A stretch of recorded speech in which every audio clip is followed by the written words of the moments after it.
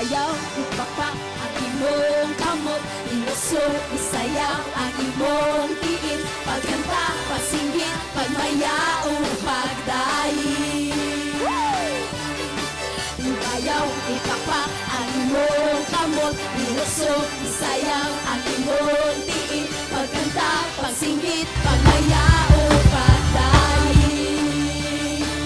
Kay si Jesus, hadula mo balik, hari sa kaharian, labaw siya sa tanan, ibayaw ang imong mga kamot, iluhod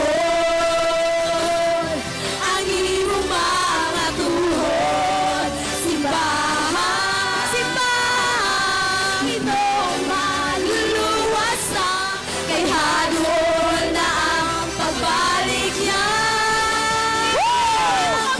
Ibayaw, ipakpak ang imong kamot, ilusog, isayaw ang imong tingin, pagkanta, pagsingit, pagmayao,